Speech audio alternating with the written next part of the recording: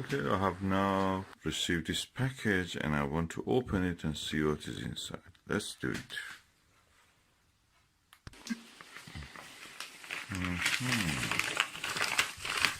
Looks interesting. What is inside here?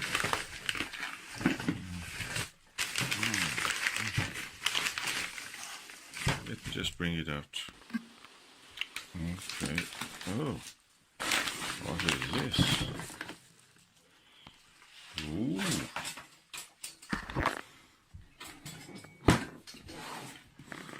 Oh, that's a Baader's Q-turret eyepiece set, which includes 4 high-quality Baader classic eyepieces, 16-18 orthos, and 32mm Plossl, plus the Cube Baader 2.2x, which is this one, and the most important Q-turret quad eyepiece revolver.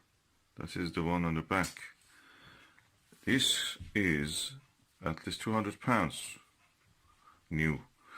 The price has fallen recently a little bit. That is 160 something when you add the cost of post carriage. It will be included to around 170-75, something like that. So I got it, and now let's see how it looks inside.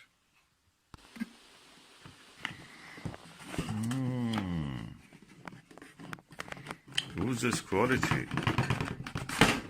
Oof! Another box. And this box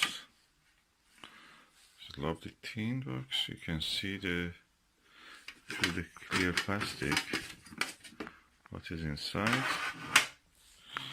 And what is inside is delightful. First you see this foam protecting. This foam looks new, so this product is new. I bought it second hand, but it's almost like new. And this is the Baader lens. This is the 32mm orthoscopic, Plossl lens. Oh, look at that lens size. That's amazing, big. Oh, I like these eye cups. They're really good. This is the turret, which includes the 3 eyepieces. What is there more? Oh, we have the lens caps, well placed. And we have this nose piece for the telescope. So everything you see in this table is what is included. This is the turret itself. As you can see, it's made of hard plastic. So it's lightweight, it will not affect the thing. And obviously you can turn it around. You can see there is a locking mechanism that you can turn. This is the 6mm one on its own, 6mm ortho. This will cost you on its own around £70. Volcano top, that's the shape of the lens. And of highest quality, ortho. Orthos are really good because they have the lowest possible elements, optical glass, and they are able to provide a very good view. This is a 10mm one. On its own again, around £60 to £70. This is the 18mm one, which is really good, and is again 18mm, and again on its own is around £60-70. So up to now we have 360, £180, and the Baader cost around £40. So 250 if you buy them individually. Then you come to the classics Plossl 32mm on its own. It's around again 40-50 at least. So you can say that you have around £300 here just in the form of this eyepiece and Baader. Then you have the turret, which is around £47, £50, so 350. This box on its own is on sale, so you can buy it for around £30 and or 18 or 20, 30 pounds. Anyway, 20, say 20. £370 so far, and I bought this for £130. So that's a good bargain. It's on sale. You can buy it now from a few outlets. The whole set for around 167. Then you add the postage, it becomes 175. Again, yet it was cheaper to buy it second hand. I'm trying to see if this has any issue or not. No, absolutely no problem.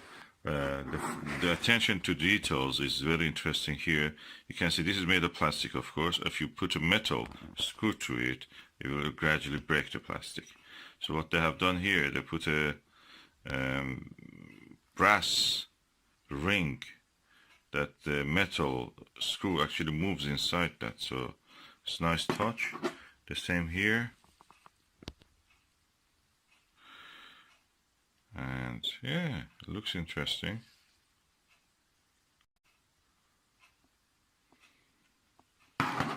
Everything all right.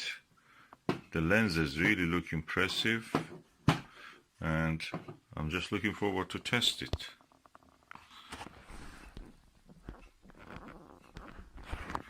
Let's take a few photos, then we can go and test.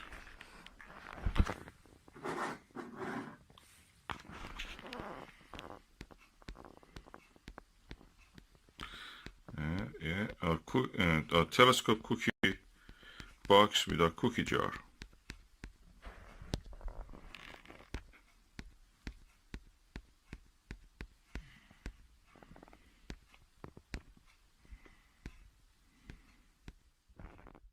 Okay, now I've installed the Baader Q turret with 4 eyepieces. They're really light, and the view is really clear. I'm looking at the star Procyon, and I like what I see.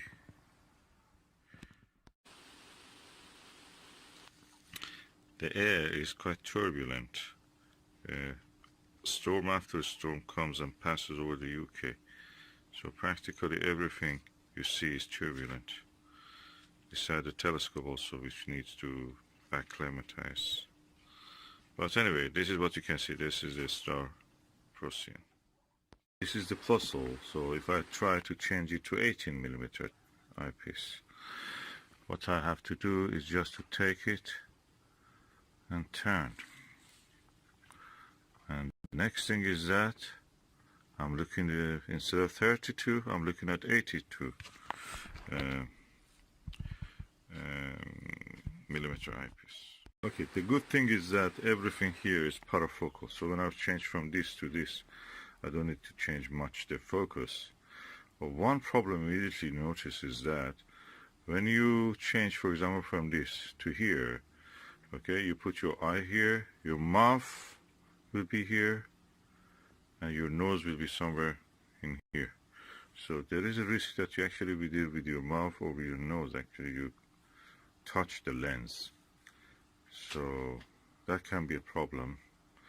Of course, you can remove this at any time you want and keep it empty. And beyond that, I don't see any real problem. I wish it was available for binocular, but it's not. So that's the way it is. Binocular, how you can fit a binocular into this challenge. But anyway, this is really lovely. I like it. I'm going to use it, and I will try even to use some other eyepieces to see how they will perform on this. But so far, so good.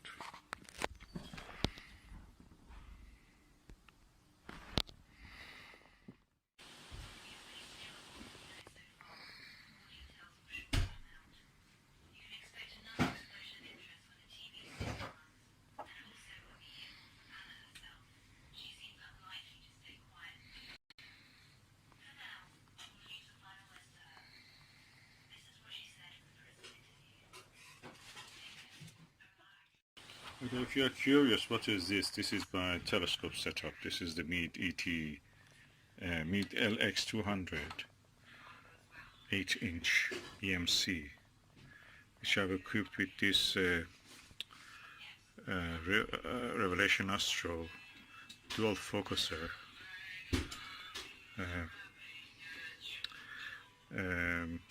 star diagonal, a wheel filter wheel, 5 filter wheel, then with a Baader orthoscopic Baader Q turret, so it takes 4 eyepieces. As you can see, it starts with the TeleVue 40mm, then goes down to the SVBony Aspheric 23mm, then the Starguider ED 12mm, then we are having the 5mm Vixen SLV 5mm. So all of the best eyepieces. And I have a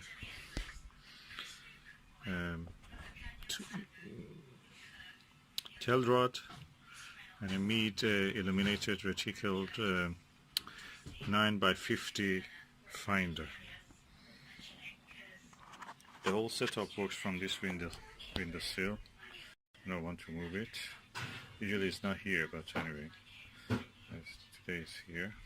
Easy to move, and the setup really works well. The whole thing looks like a little bit like a Dalek when you look at it, like kind of alien thing.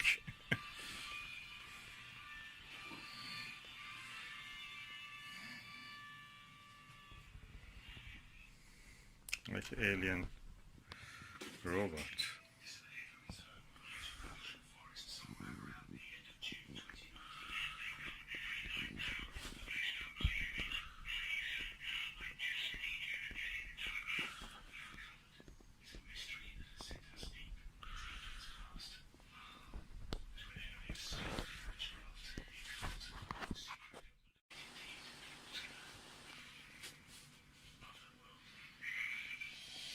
This setup is equipped well for visual observation. Then with this setup I can just draw, sketch what I see.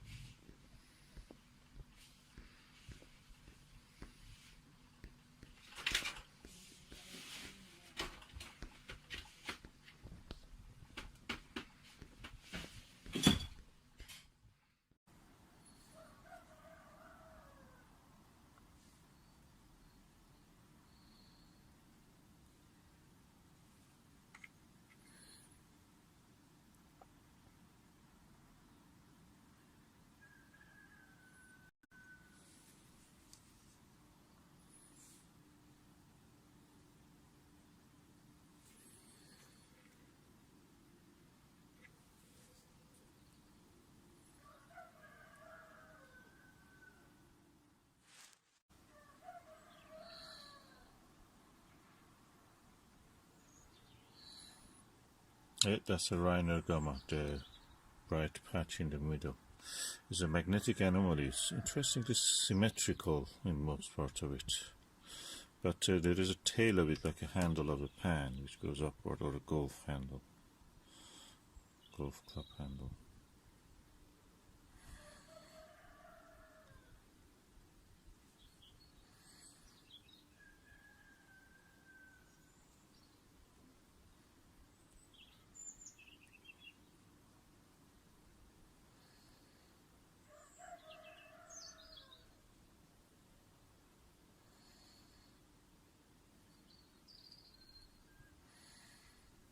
As you can see, the cloud layer, thin cloud layer, passing over it makes it difficult to focus.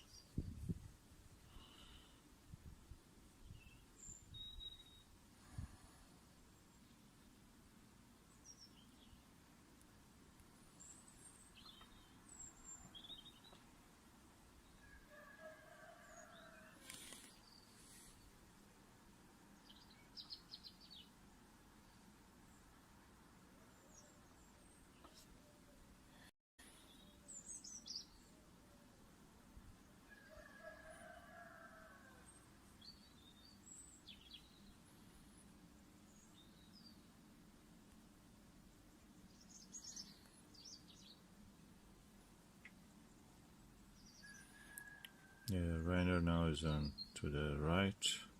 And that coffee bean feature that has no name and I believe it's volcanic in origin. Kind of fountain of lava in the passages there. And also some graben you can see in the middle of it. There is a hollow area. That's two faults, parallel faults. The middle part of it has fallen and it's called graben. Interesting for geological study and structural geology. I try to focus on that feature, that of the coffee bean feature I'm talking about. Yeah, that's what is now at the center.